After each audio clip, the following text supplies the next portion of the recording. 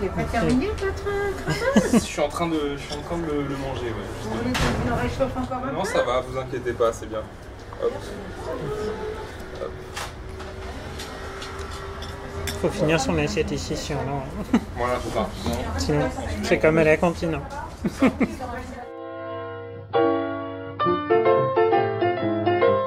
Intertexte, Daisy le tourneur. un podcast animé par Arthur Segar. Donc super, bonjour Daisy et merci d'avoir accepté mon invitation. Alors on va parler aujourd'hui, comme à chaque épisode, de 7 textes. Donc le dernier texte que tu as trouvé vraiment beau, le texte qui parle le mieux d'amour pour toi, un texte qui provoque la réflexion, un texte que tu aurais voulu avoir écrit, un texte à offrir, un texte dans lequel tu aimerais vivre et une carte blanche. Mais avant ça, il y a un petit rituel au début de chaque épisode. Donc tu as devant toi un petit jeu de cartes, de fiches Bristol, sur lesquelles j'ai écrit des petites phrases, des petites citations.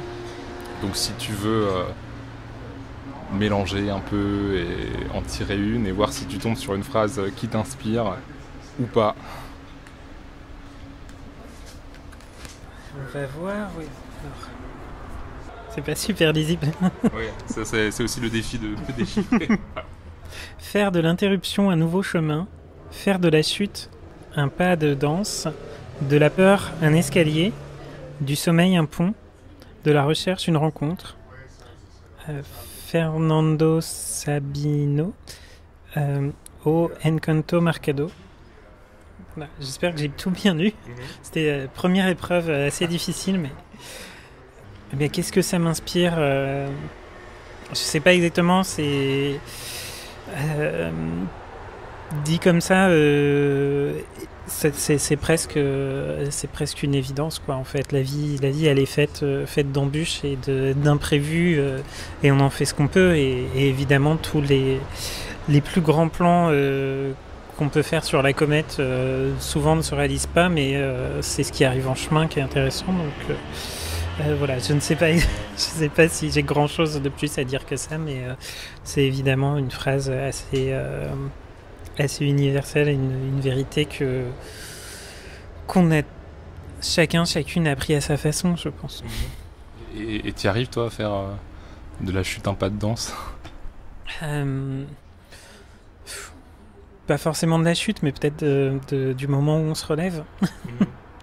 Je pense que je sais pas si c'est tellement particulier à ma vie, mais comme beaucoup de gens, j'ai eu pas mal de chutes et pas mal d'accidents en chemin, et je pense que jamais quand j'étais plus jeune, j'aurais imaginé être aujourd'hui à 40 ans là où je suis. Et franchement, c'est pas si mal. Donc voilà. C'est une phrase un peu Instagram.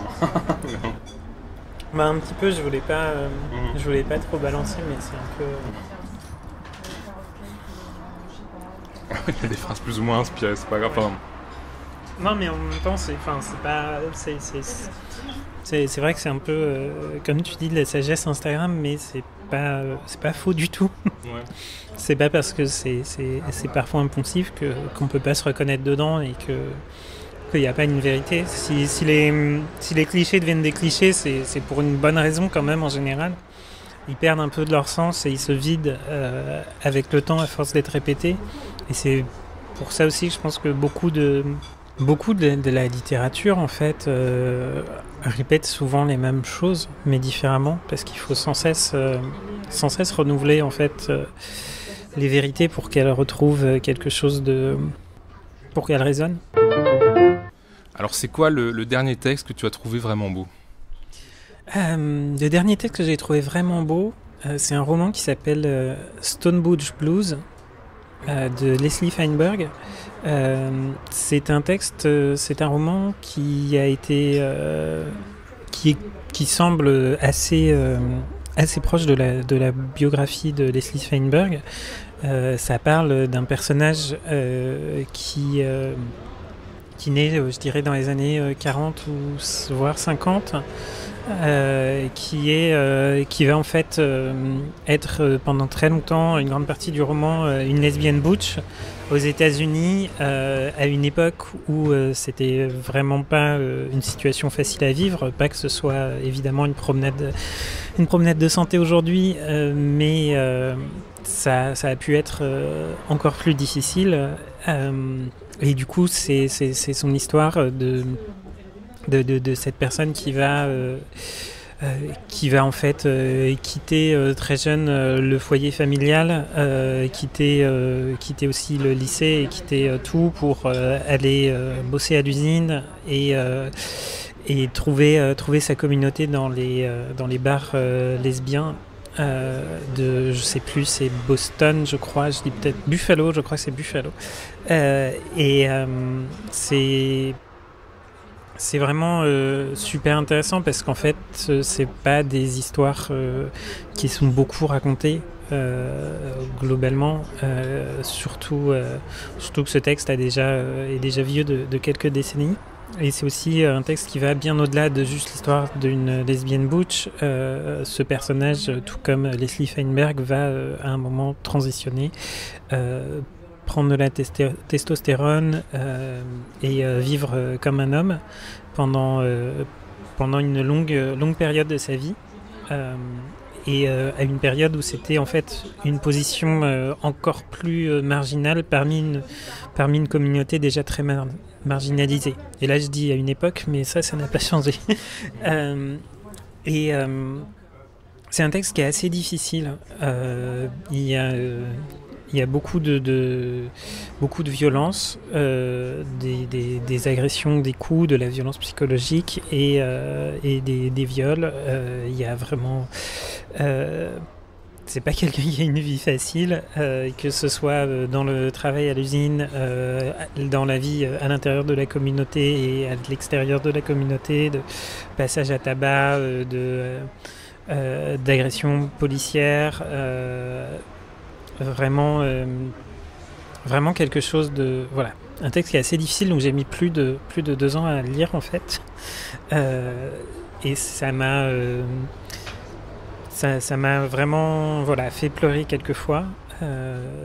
En partie parce que je pense qu'il suffit d'être un peu humaine pour ressentir tout ça, aussi parce que c'est une histoire trans et lesbienne, et que moi en tant que femme trans lesbienne évidemment je me sens d'autant plus concernée par ce texte, même s'il s'agit de quelqu'un qui va faire une transition masculine, à l'inverse de ma transition à moi.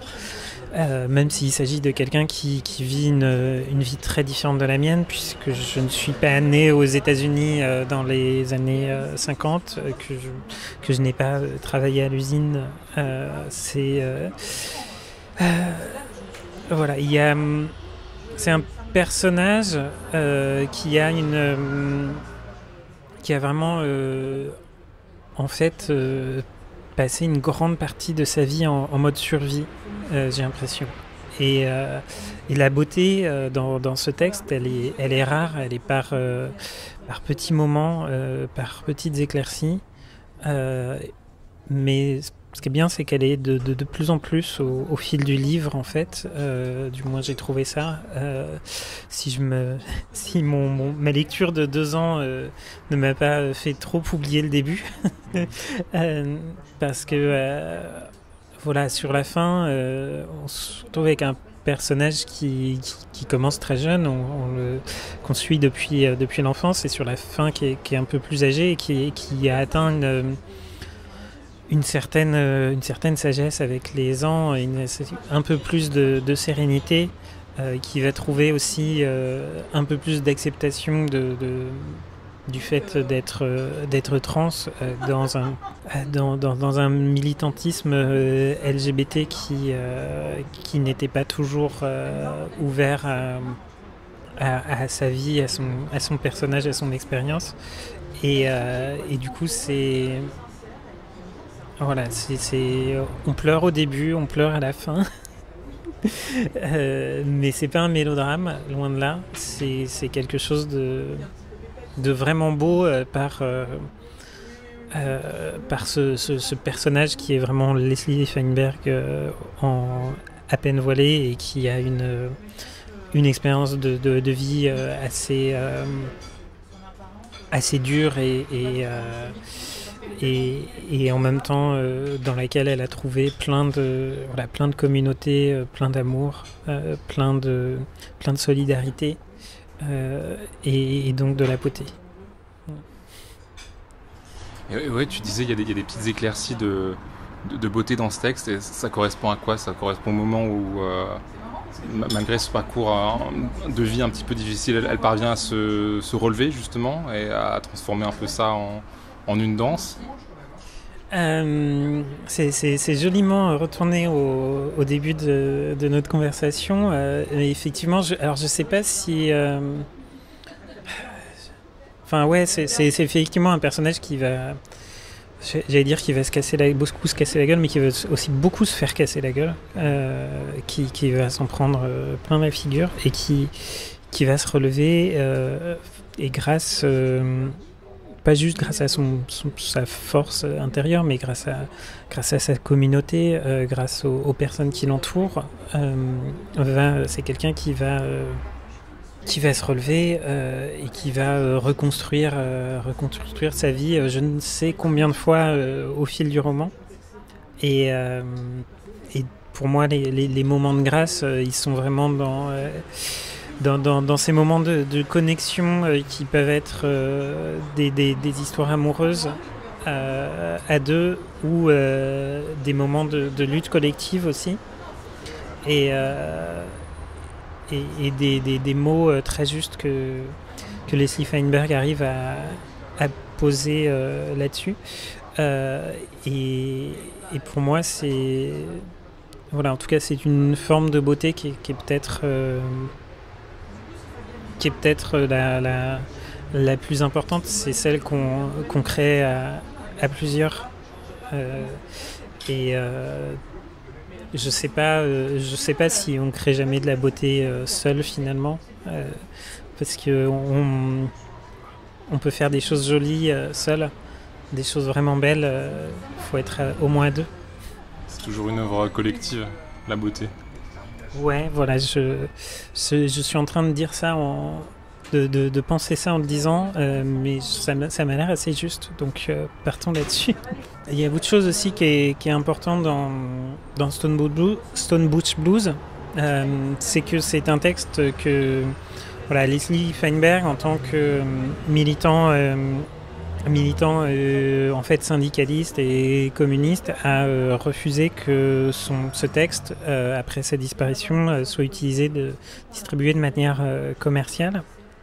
Et donc la traduction française a été faite par un collectif édité par Hystérique et Associés, qui est une petite maison d'édition militante. Et il y a eu un gros travail qui a été fait dessus et qui est apparent dans les nombreuses notes et appendices dans l'édition française du livre. Ce travail notamment a été, il y a beaucoup d'explications sur les choix de traduction notamment, et il y a aussi beaucoup de questions au niveau de l'usage des pronoms dans ce livre, notamment pour parler du personnage principal qui, à différents moments de sa vie, va utiliser le pronom elle, le pronom il, le pronom anglais they. Le choix, il me semble, qui est fait le plus au fil du livre le plus souvent, c'est d'alterner en fait il et elle pour parler de ce personnage. C'est aussi il y a aussi en appendice des textes militants et différentes préfaces, postfaces, etc. Et en fait on sent que le travail qui a été fait pour apporter ce texte en français, c'est aussi un travail collectif et un travail d'amour, et un travail assez beau. Donc c'est important aussi, je pense. C'est ça, c'est la traduction et l'édition aussi sont politiques et posent des questions politiques et des questions éthiques. Ouais.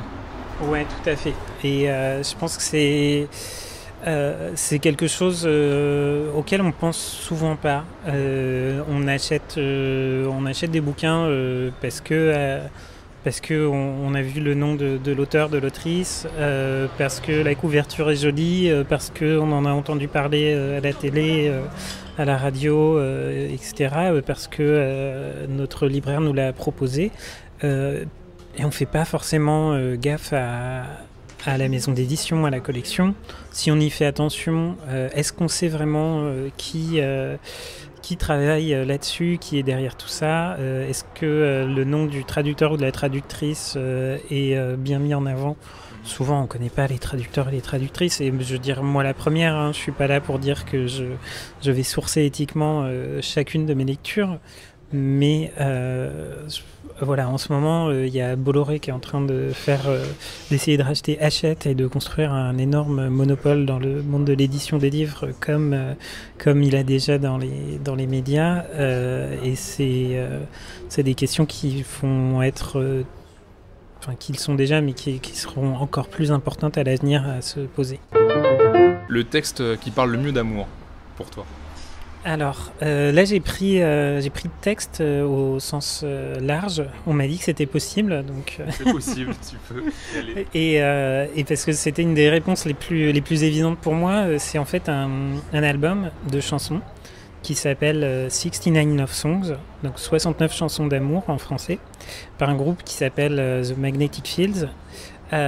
C'est sorti en 99 et pour moi de toute façon c'était évident que j'allais parler de musique à un moment parce que je suis vraiment passionné de musique et beaucoup de musique populaire, principalement anglo-saxonne mais pas que et il se trouve que voilà, cet album, je pense que c'est donc 69 chansons d'amour, par un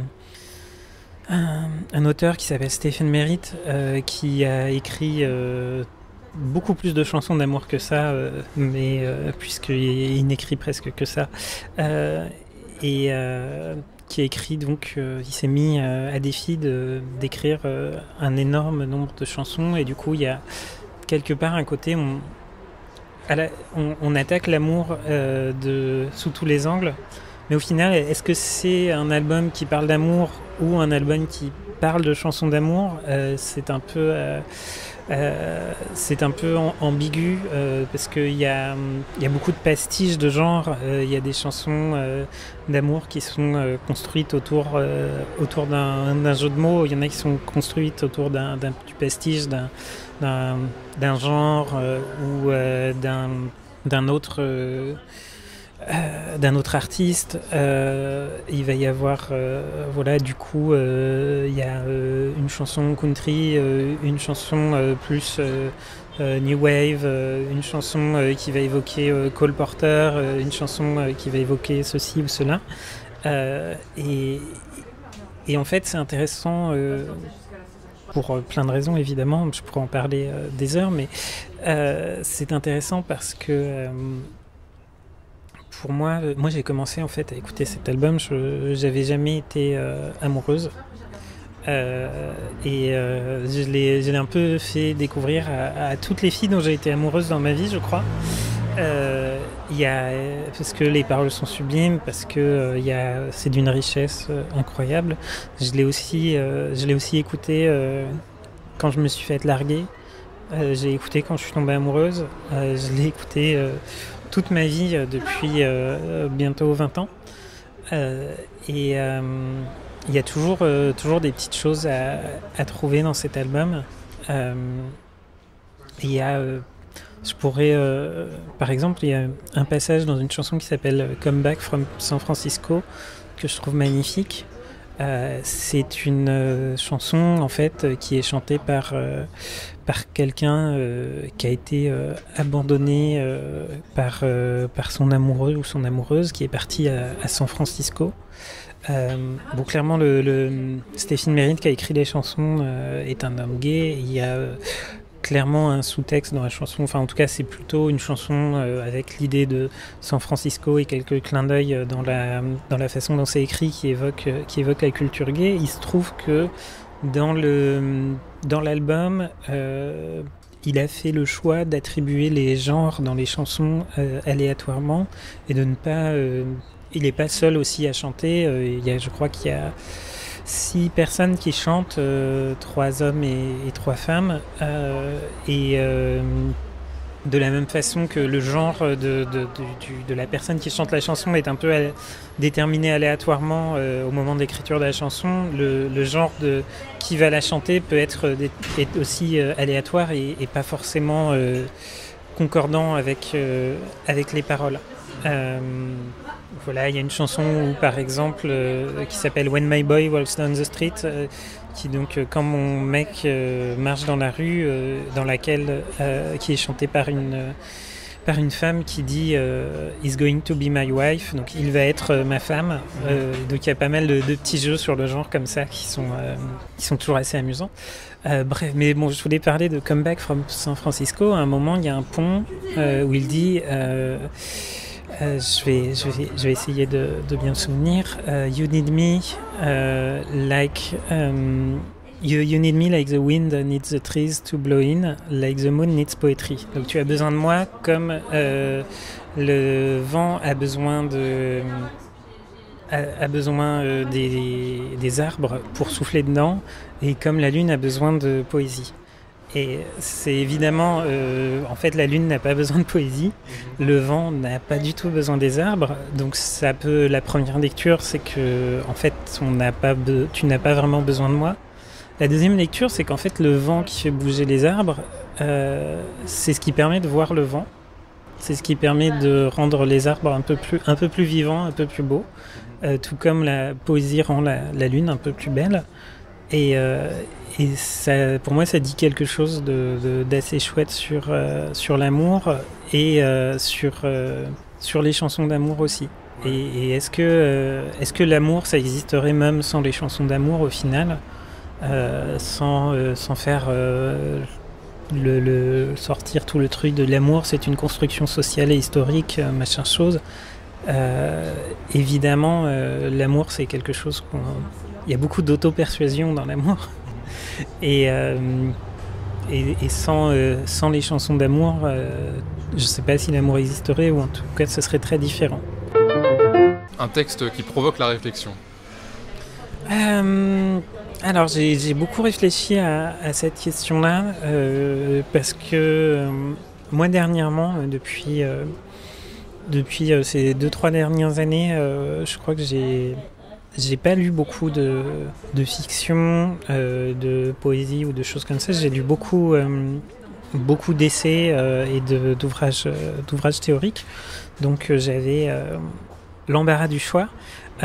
Et voilà, ça a aussi été une période qui, du coup, pour moi, était intellectuellement très stimulante. Et si je devais retenir dans tous ces textes que j'ai lus, si je devais n'en retenir qu'un seul, ce serait L'ennemi principal de Christine Delphy, qui est donc un recueil en 2 tomes des articles écrits par Christine Delphy entre les années 70 et 2000, je dirais. Christine Delphy, c'est une féministe, une chercheuse sociologue au CNRS, qui est vraiment une figure de proue du féminisme de la deuxième vague. Elle était là pour déposer une gerbe sur la tombe pour la femme du soldat inconnu. Elle était militante de la première heure. Elle a participé à Questions féministes et Nouvelles questions féministes. Elle a fait beaucoup de choses, et c'est quelqu'un qui a longtemps eu raison sur beaucoup de choses. Elle s'est un peu égarée sur ces dernières années, mais on va pas trop s'attarder là-dessus. Et c'est pas du tout la question dans l'ennemi principal. L'ennemi principal, du coup, ça parle de plein de choses. C'est vraiment un recueil de textes qui peuvent être assez différents, mais ce ce que je trouve très intéressant dedans, c'est on la voit construire en fait une approche matérialiste du féminisme, matérialiste au sens en fait de Marx, et c'est quelque chose qui a dû se construire à une époque où le marxisme était très important dans la vie universitaire française, mais où faire exister un mouvement féministe par rapport à ça, c'était pas évident, parce que notamment, voilà, il y avait beaucoup de ce qu'on appelle des mouvements class first qui disaient on va régler la lutte des classes et tout le reste derrière, que ce soit la place des femmes, la place des personnes racisées, etc., ça va se régler une fois qu'on aura fait la révolution. Il se trouve que voilà, aujourd'hui, non seulement des personnes comme Christine Delphi nous ont montré que ce serait probablement pas vrai, mais en plus ça commence à faire un moment qu'on attend la révolution des classes, et en tant que femme, on a peut-être un peu marre d'attendre. Du coup, voilà, elle part d'une approche de sociologue où elle montre par exemple comment la façon dont on considère le travail domestique des femmes, à la fois d'un point de vue sociologique, mais aussi dans la comptabilité nationale,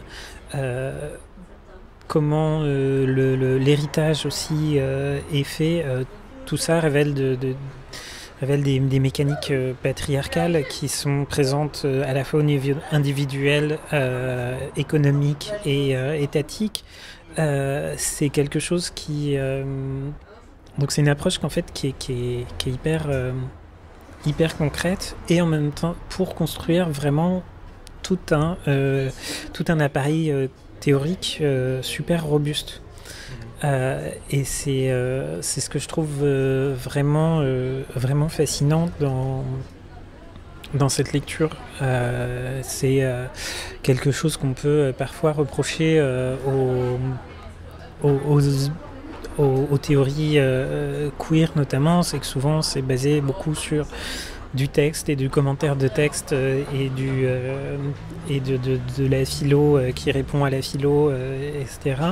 Là, on a une approche qui part vraiment de l'oppression matérielle, et qui parvient à des conclusions dès les années 70-80, qui sont super importantes pour moi, à la fois en tant que lesbienne et à la fois en tant que femme trans, parce que notamment, voilà, elle rejette tout essentialisme, toute définition de la femme comme par des notions biologiques, et elle montre plutôt que les femmes, les hommes sont créés par un système d'exploitation du travail des femmes, et que tout comme dans le marxisme, on ne peut pas considérer que les ouvriers, les prolétaires sont préexistants à un système d'exploitation.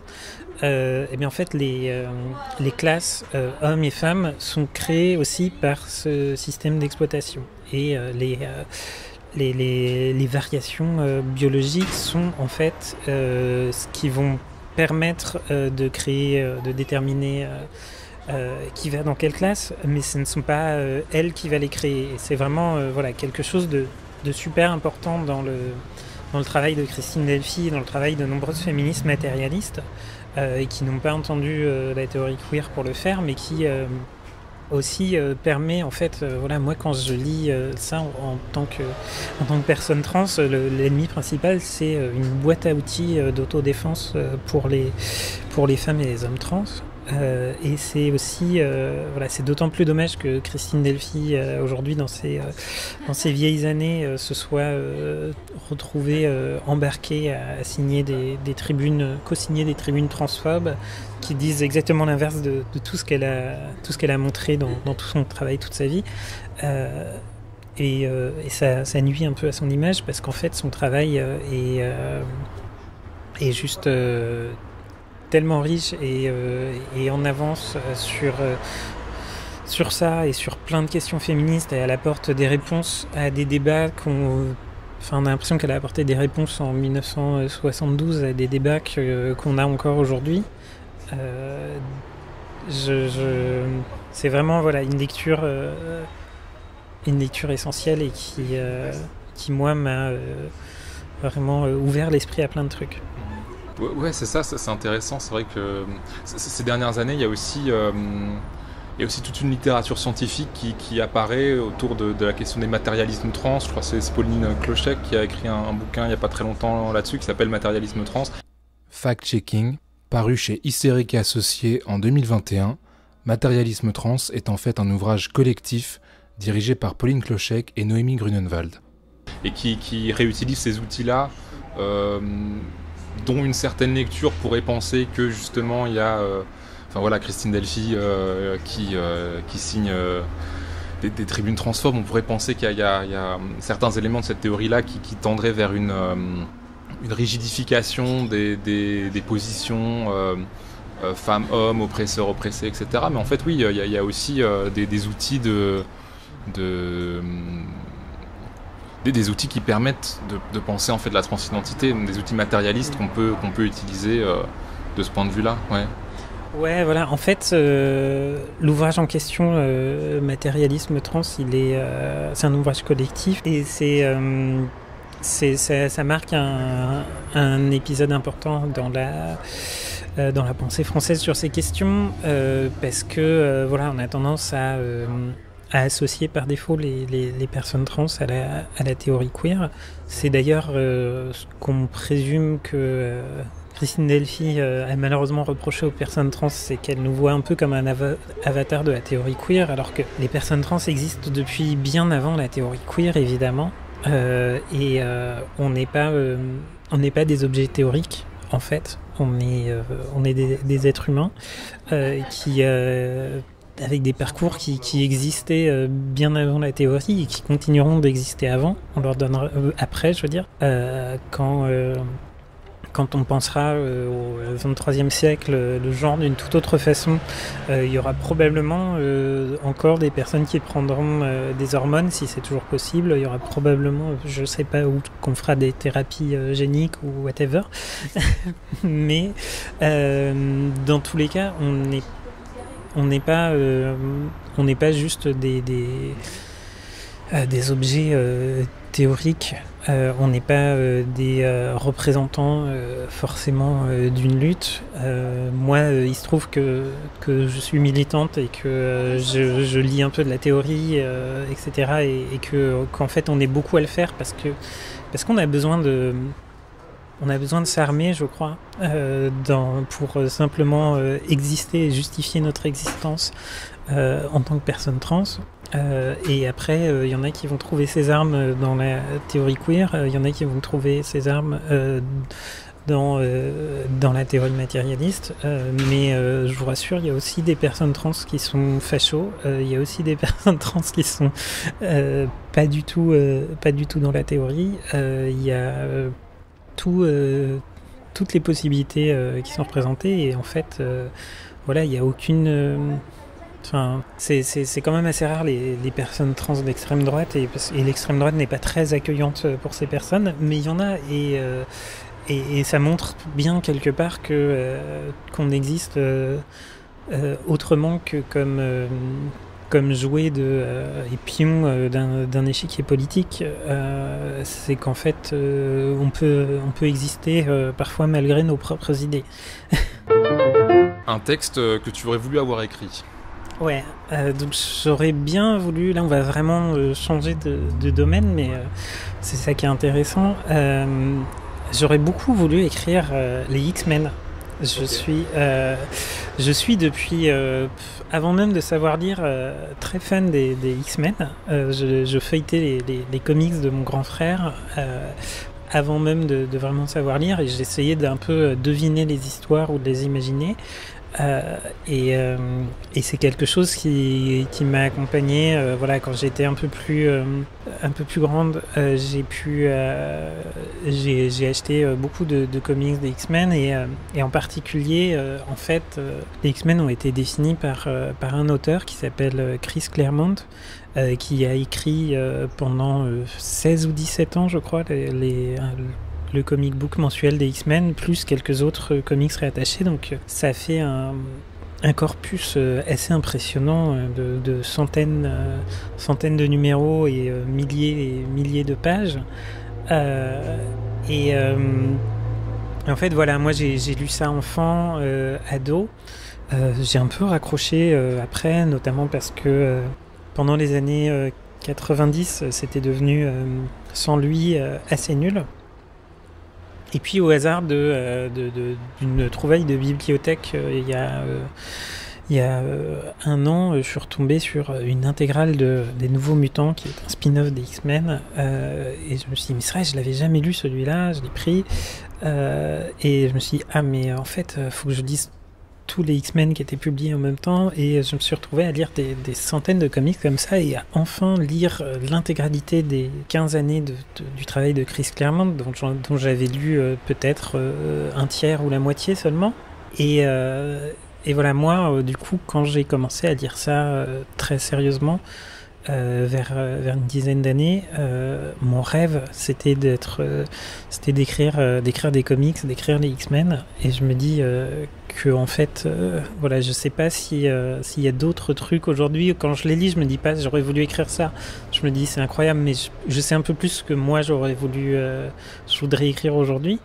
Et c'est ce que j'écris aujourd'hui en tout cas. Mais quand même. Voilà, c'est mon rêve de gosse, quoi, écrire les X-Men. Et ce qui a été génial dans le fait de relire, voilà, me replonger là-dedans à l'âge adulte, c'est de voir à quel point il y avait tout un sous-texte dans les X-Men qui me passait complètement au-dessus à l'époque.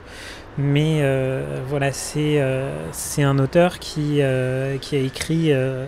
qui a beaucoup mis en avant les héroïnes parmi les X-Men, malgré le titre, en fait. Assez vite, sous sa direction, il y a eu de plus en plus de personnages féminins qui ont été de plus en plus mis en avant. Il y avait aussi beaucoup de sous-textes queer.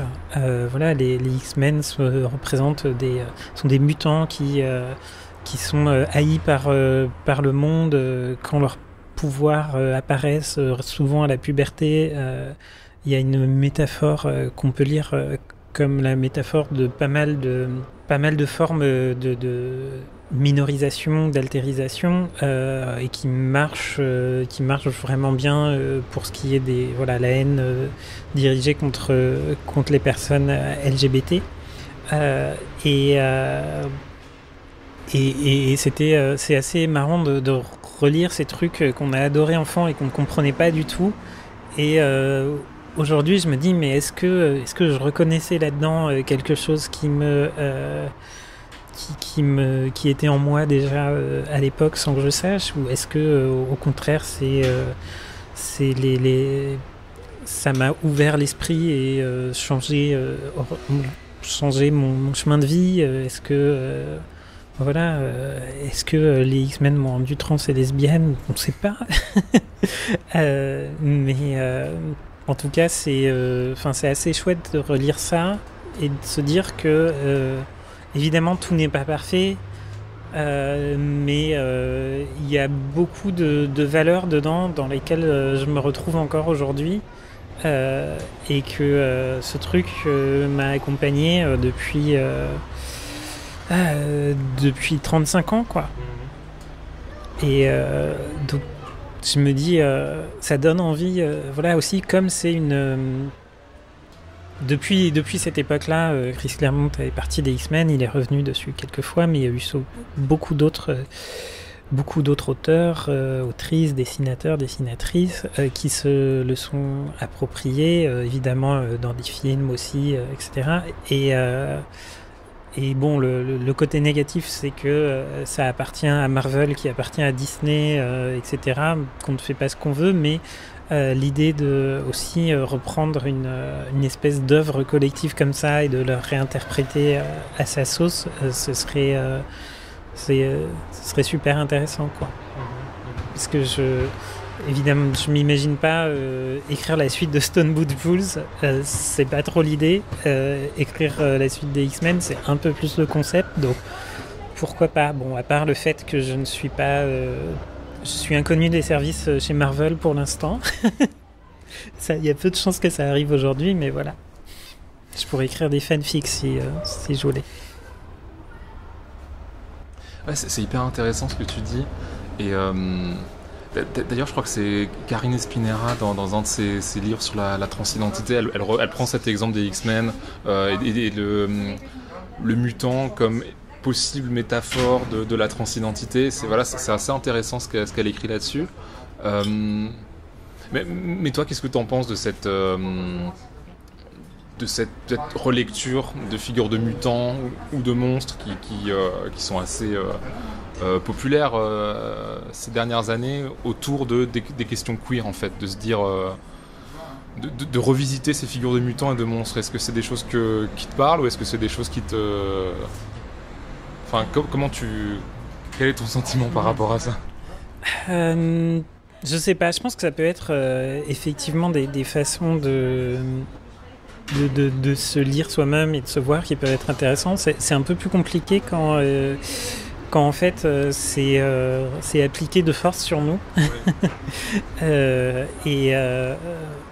Je trouve que pour ma part, ma transition, j'ai eu l'impression que c'était quand même, je sais pas, relativement ordinaire. C'était... En fait, avant ma transition, quand j'étais un homme, j'ai eu une période où je me suis teint les cheveux en rose. Et rose bien pétant et tout, on me voyait partout dans la rue. Et là, il y avait quelque chose de l'altérisation volontaire qui était sans doute lié au fait que je me sentais pas bien dans ma peau en tant qu'homme. Et c'était pas très longtemps avant ma transition, finalement. Aujourd'hui, l'altérisation, elle est là... que je le veuille ou non, j'ai pas besoin de me teindre les cheveux en rose et d'ailleurs je ne le fais plus. Bon, c'est peut-être parce que je suis en train de chercher un taf en ce moment aussi, mais disons que du coup voilà, j'ai l'impression que parfois cette application de la figure du monstre, du mutant, elle est faite soit elle peut être venue d'une position assez privilégiée de personnes qui sont plutôt bien en place, qui ont le loisir de sortir de la masse, de ne pas être en train de passer des entretiens d'embauche comme je le suis. Et alors que voilà, là actuellement, moi je cherche un peu je cherche un peu à me fondre dans la masse d'une certaine manière parce que j'en ai besoin, parce que j'ai besoin de gagner ma vie. Et du coup, me proclamer monstre, tout ça, c'est pas quelque chose que je peux faire. Voilà. Après, si vous avez le loisir de le faire et de le faire pour vous-même et de vous teindre les cheveux en rose, allez-y, évidemment. Oui, il y a une forme de luxe de la monstruosité. Enfin, il faut pas être comme c'est une forme de mise en danger aussi, il faut être dans une position où on n'est pas immédiatement en danger, donc que ce soit directement pour sa vie ou dans une forme de précarité économique où ça mettrait en péril ses revenus, etc. quoi. Ouais, après, je veux pas en faire toute une théorie non plus parce que effectivement il y a plein de personnes qui sont aussi ultra marginalisées économiquement et de plein d'autres façons qui vont se retrouver dans cette position-là. Juste je trouve pas que ce soit quelque chose de qui me correspond et que je recherche actuellement. Un autre truc, si on reprend la métaphore du mutant des X-Men, c'est que au final ils sont nés comme ça, c'est pas leur faute.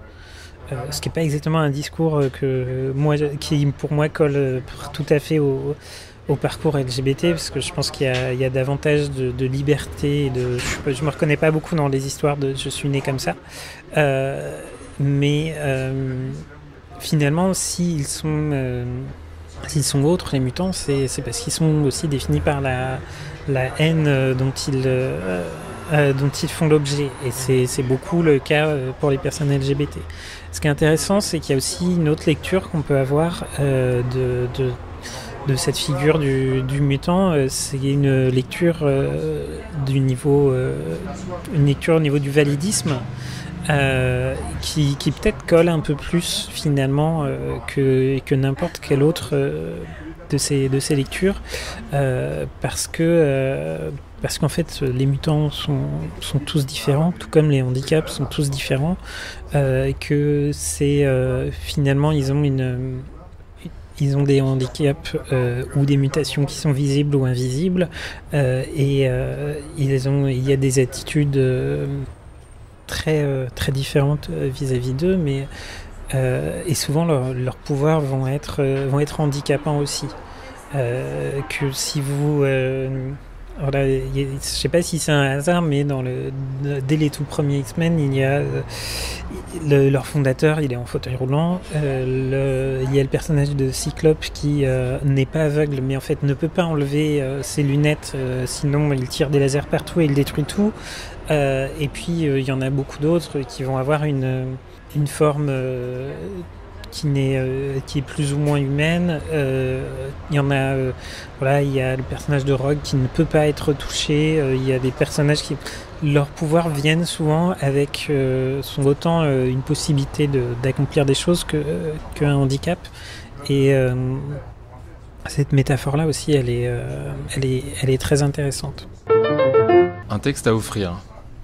Ouais, donc un texte à offrir, moi j'ai pensé à un texte d'une autrice qui s'appelle Andrea Lonchou, et qui s'appelle On Liking Woman. Il a été traduit en français sur le blog Les Guerrières, écrit comme Monique Wittig, donc Guerrières, et qui sous le titre, donc je crois, De l'amour des femmes. C'est un texte écrit par une femme trans qui parle de en fait pourquoi elle a transitionné finalement, qui parle de beaucoup de choses aussi. Elle parle des mouvements féministes des années 70 aux États-Unis et de l'émergence dans le féminisme radical d'une frange transphobe. Ça parle de sa propre vie et son expérience de vouloir être en fait une femme parmi les autres à une époque où c'était un garçon. Et moi en fait c'est un texte que j'ai lu il y a 4 ans de ça, dans un train qui m'emmenait sous la Manche, en rentrant de Londres, et c'est en fait en lisant ce texte que j'ai commencé à vraiment me poser beaucoup de questions et me dire mince, je me reconnais vachement là-dedans. Est-ce que en fait moi aussi je veux devenir une femme, ce qui pour moi a vraiment fait le déclic en lisant ce texte par rapport à d'autres textes que j'avais pu lire déjà à l'époque sur la question. C'est que plutôt que de présenter la transition comme on la présente souvent, qui est je suis né dans le mauvais corps et je me sentais très mal dans mon corps, et depuis toujours j'ai su depuis enfant que j'étais soit une fille soit un garçon, etc. Qui sont des histoires dans lesquelles peut-être certaines personnes peuvent se reconnaître, mais moi c'est vraiment pas mon cas. Andrea Lonchou, elle présente ça comme un désir en fait. C'est quelqu'un qui écrit beaucoup sur le désir, et du coup comme une volonté, et elle essaye de dire au final que vous n'avez pas à vous sentir mal pour transitionner, vous n'avez pas à avoir finalement une bonne raison de transitionner, autre que vous avez envie de le faire. Et il se trouvera après que, en fait, je pense qu'on sait jamais exactement pourquoi on veut des choses. On sait jamais.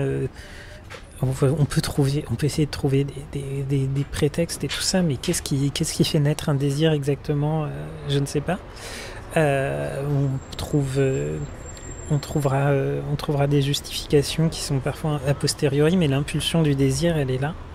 Et ce qui est super radical dans ce texte, c'est de dire qu'elle est suffisante. Et après, moi, une fois que j'ai commencé ma transition, c'est là que j'ai commencé à me rendre compte que oui,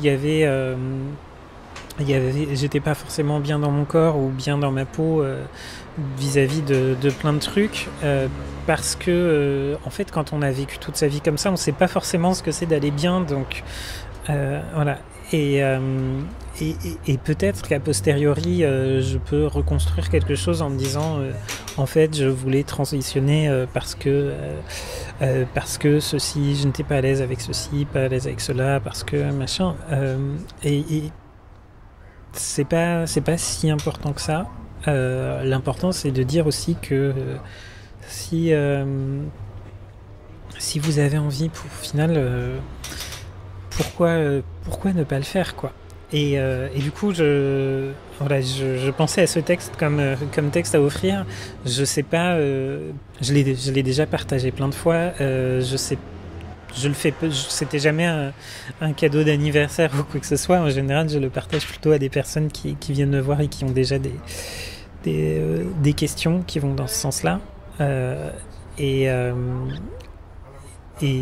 ça, je crois que quelquefois, à travers ce texte, soit en le partageant directement, soit en reprenant un peu ce qui avait résonné avec moi dans ce texte, j'ai pu aider plusieurs personnes dans leur chemin vers la transition.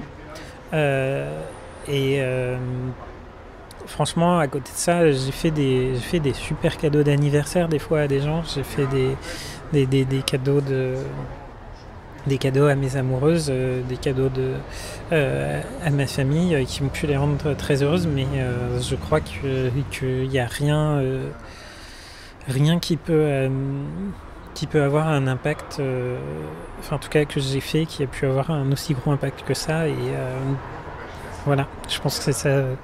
Est-ce que c'est pas ça qu'on veut c'est un peu mégalo, mais pouvoir avoir la possibilité d'impacter positivement la vie des gens à travers un texte qu'on partage, qu'on offre, c'est génial. Un texte dans lequel tu aimerais vivre? Alors ça, c'est marrant, c'est la question avec laquelle j'ai eu le plus de difficultés, parce que j'ai pensé à plein de textes de fiction, et en général, les textes de fiction, faut qu'il se passe des choses intéressantes dedans. Et les choses intéressantes, c'est pas forcément les meilleures choses qui peuvent vous arriver dans la vie. Et voilà, j'ai pensé à... c'est vrai que j'aime beaucoup Le Seigneur des Anneaux, etc. Mais en vrai, moi, j'ai pas envie de vivre sous le joug de Sauron. J'ai même pas envie de vivre sous le règne du bon roi Aragorn. Parce que... Après, le petit village des Hobbits, il est sympa, quoi. Mais... Ouais, mais en fait, c'est un peu une fesse. Je pense que... C'est parce que c'est présenté comme ça, quoi. Mais est-ce que vraiment c'est tout ce qui s'y passe est un peu mignon, mais en fait c'est un village qui est plein de gens qui se mêlent de vos affaires, de gens très coincés dans leur tradition. Non, c'est pas si terrible que ça. Et voilà, je pense qu'il y a beaucoup d'univers comme ça qui seraient pas terribles. J'ai pensé à faire la réponse maligne de dire le manifeste du Parti communiste, qui serait voilà, une assez...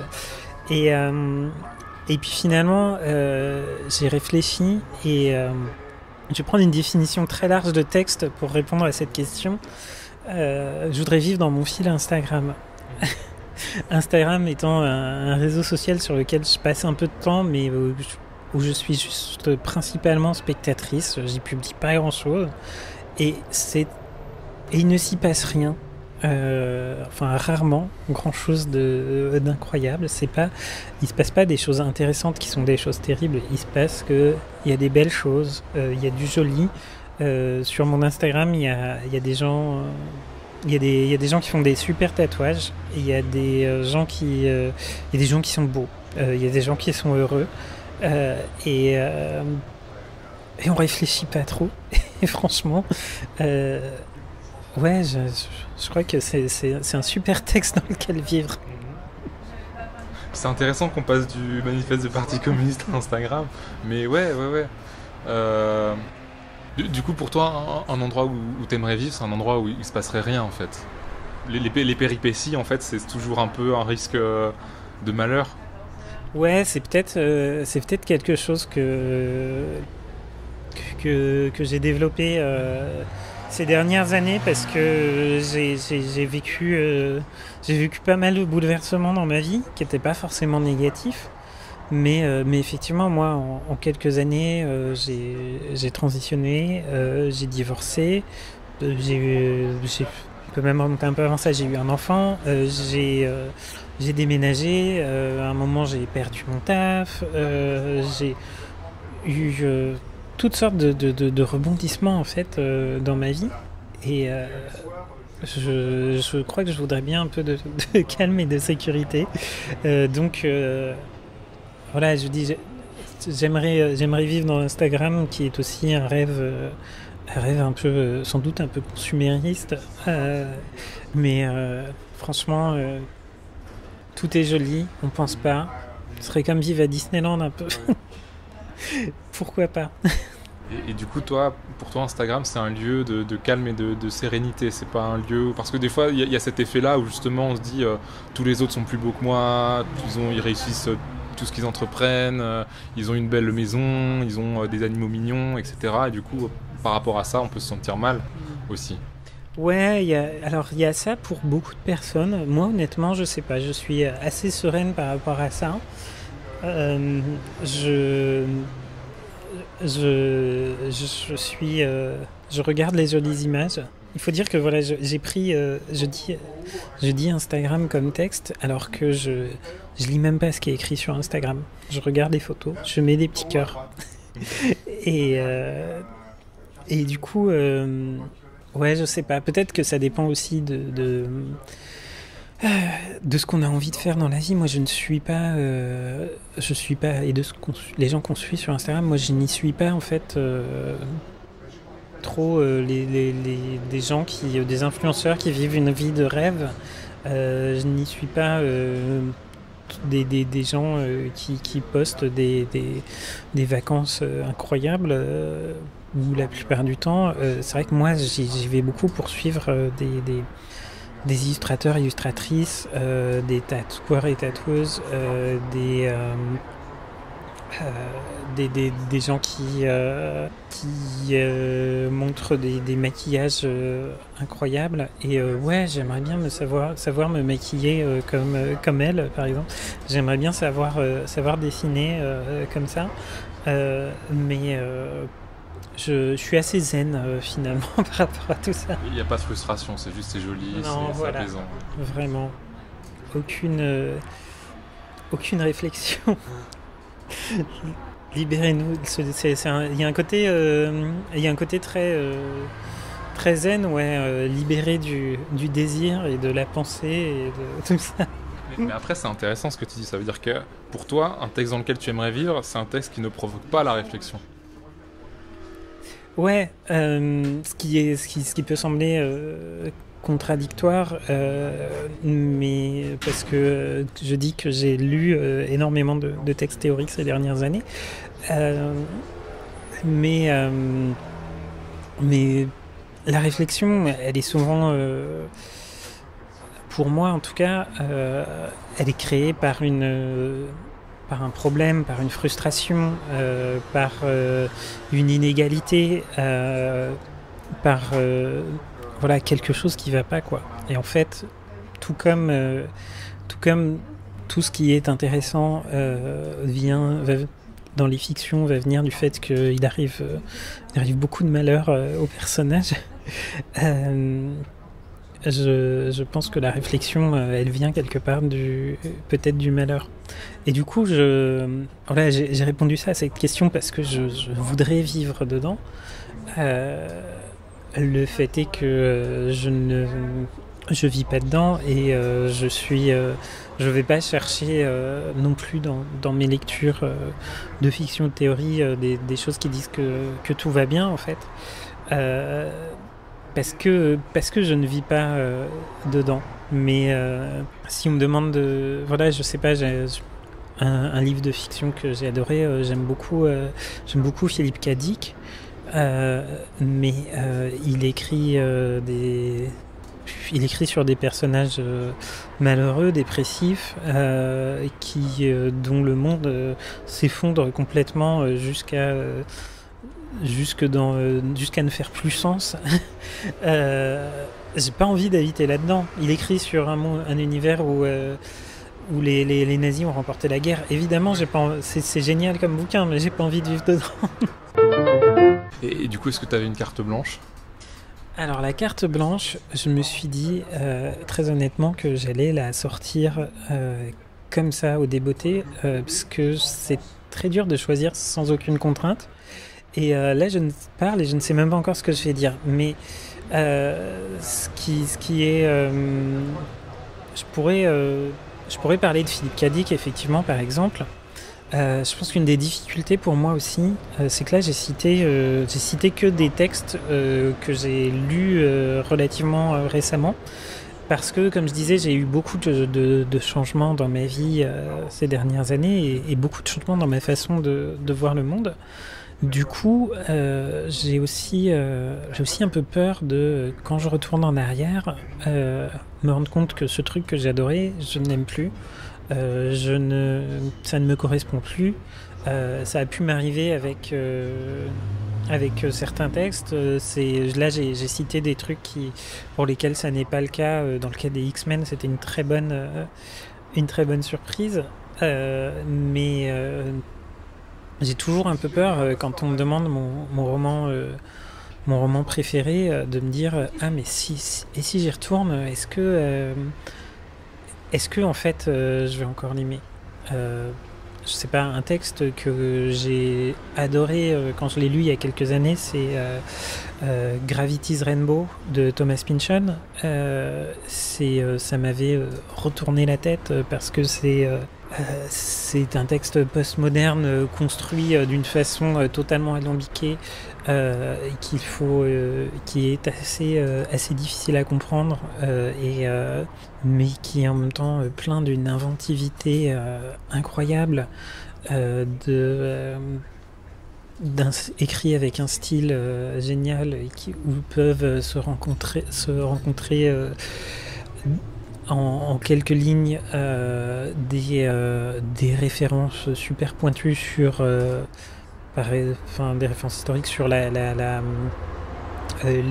fusées V2 construites par les nazis, et puis des théories du complot, et puis des blagues grivoises et des références littéraires obscures. Je me rappelle que je l'ai lu avec j'avais imprimé un petit guide pour chaque chapitre pour m'aider à les comprendre, tellement c'était dense, donc je sais pas si ça donne très envie. Mais aujourd'hui, je me dis, voilà, est-ce que ce truc que j'ai lu, je sais plus quand, peut-être il y a 10 ou 15 ans, est-ce que je l'aimerais encore aujourd'hui ? Est-ce qu'aujourd'hui, avec ma position qui a tellement changé, si je le lis, je le dis en tant que femme lesbienne et féministe, est-ce que je vais pas me dire, mais quel sale vieux porc ? Ce qui sont des choses qui peuvent arriver. Et ça t'est beaucoup arrivé, ça, de redécouvrir une œuvre a posteriori et de te dire en fait je l'avais pas vue comme ça, mais depuis cette nouvelle position j'ai un point de vue complètement différent sur cette chose. Ouais, je crois que ça m'est arrivé. Si tu veux me donner 2 secondes pour trouver un exemple, je vais trouver. Peut-être plus avec un film. Voilà, par exemple, il y a quelques années, j'ai revu le film Blade Runner, que j'avais adoré quand j'étais jeune. Dans le film Blade Runner, Le personnage joué par Harrison Ford est un mec hétéro qui va avoir qui va séduire entre guillemets le personnage féminin principal en la plaquant contre un mur et en l'embrassant alors qu'elle lui dit non et qu'elle allait sortir de l'appartement. C'est un personnage aussi où en fait, dans sa relation aux androïdes qu'il pourchasse, il y a une sorte de grosse gay panique en fait. Il a très peur du personnage de Rutger Hauer qui est musclé et à moitié nu tout le temps et qui est clairement un peu codé queer avec du maquillage et ses cheveux peroxydés.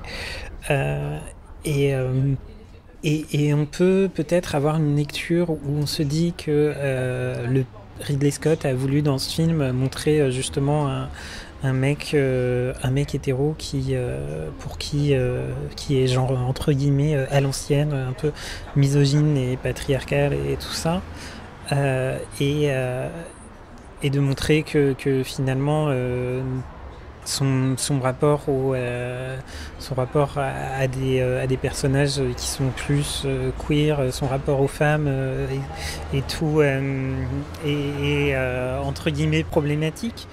Mais la façon dont je l'ai lu moi quand même, c'était qu'au final c'était un film qui, comme beaucoup d'œuvres faites par des hommes qui se veulent entre guillemets féministes, parce que je pense que c'est le cas de Ridley Scott qui a réalisé Thelma et Louise entre autres parmi de nombreux films.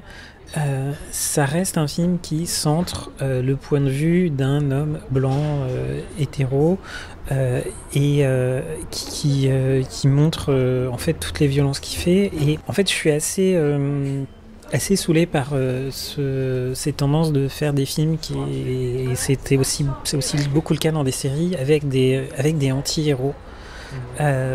Parce que au final, je ressens ça comme une incapacité à décentrer le personnage, le point de vue masculin, hétéro et blanc. Et souvent, ces personnages, même si on a beau dire que c'est des anti-héros, bah c'est à lui qu'on est censé s'identifier. Et les autres personnages restent vus de l'extérieur. Ensuite, Blade Runner, on peut un peu débattre de la fin parce qu'il y a eu un montage refait par la production et puis finalement plusieurs director's cut, je crois. Mais à la fin, c'est Harrison Ford qui survit, c'est Harrison Ford qui s'est tapé la meuf. Etc. Et je sais pas, peut-être, là on parle d'un vieux film, donc peut-être que c'était quand même déjà entre guillemets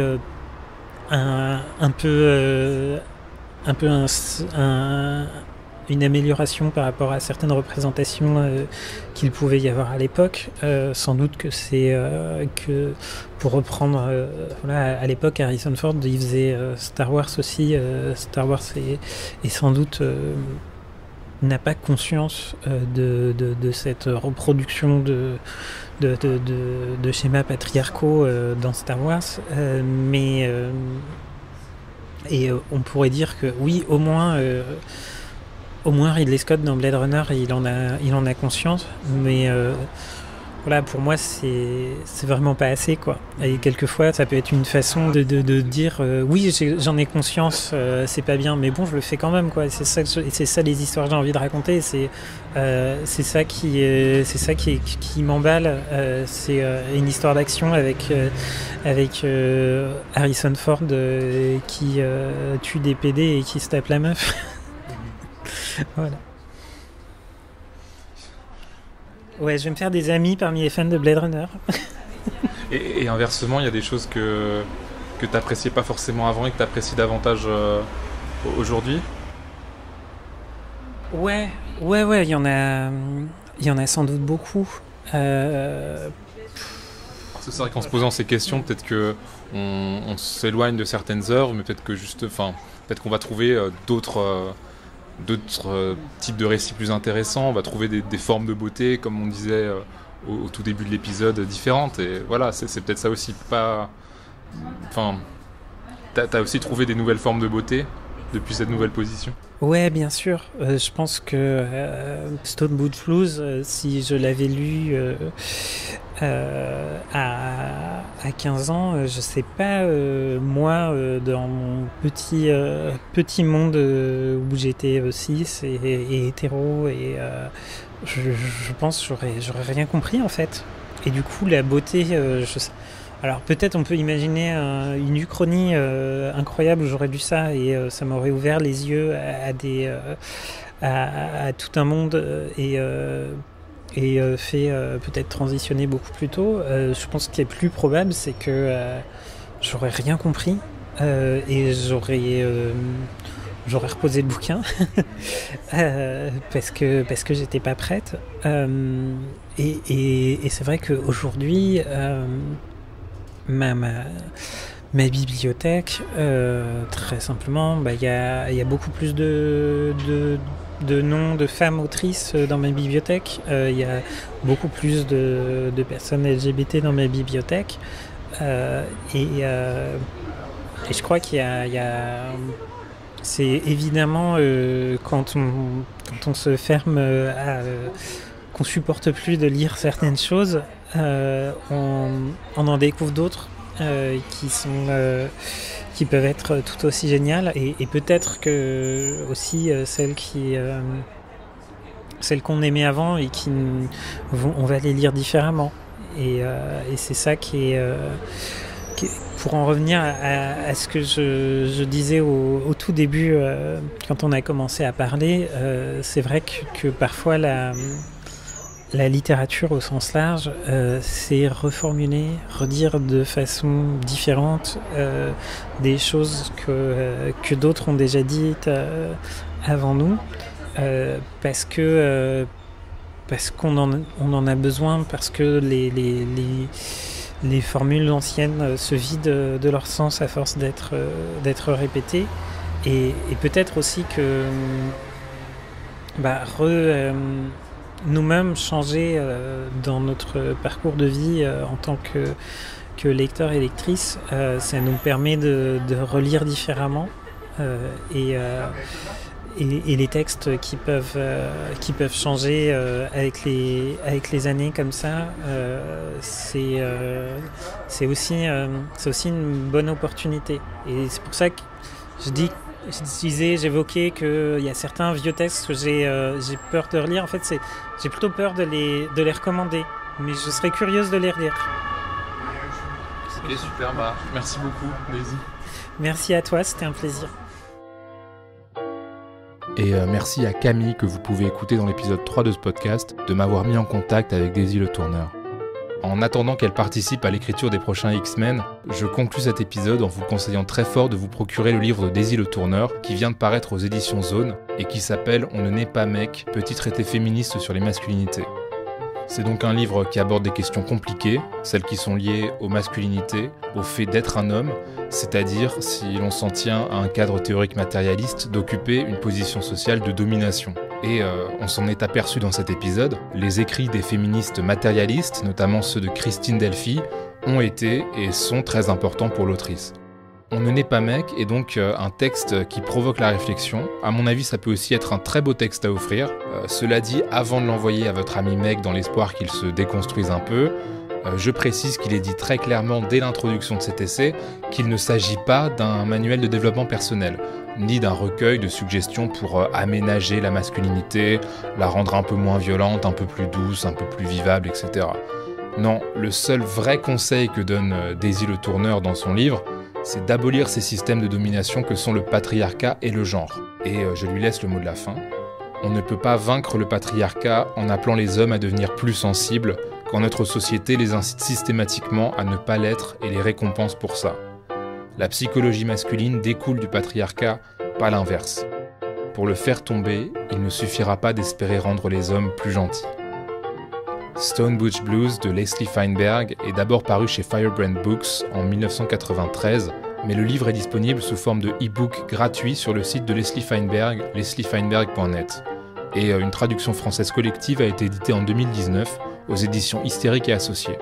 Et là aussi, vous pouvez soit acheter une version imprimée, soit télécharger gratuitement une version numérique sur leur site internet. 69 Love Songs est un album des Magnetic Fields écrit et composé par Stephen Merritt et paru chez Merge Records en 1999. L'ennemi principal de Christine Delphi est paru chez Sileps en 1998.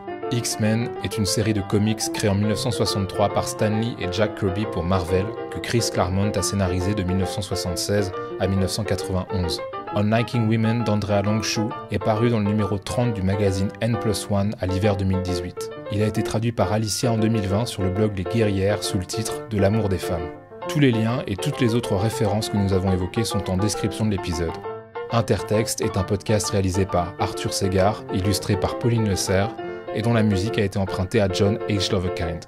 Abonnez-vous, parlez de ce podcast à chaque personne que vous connaissez et je vous dis à très bientôt pour un prochain épisode.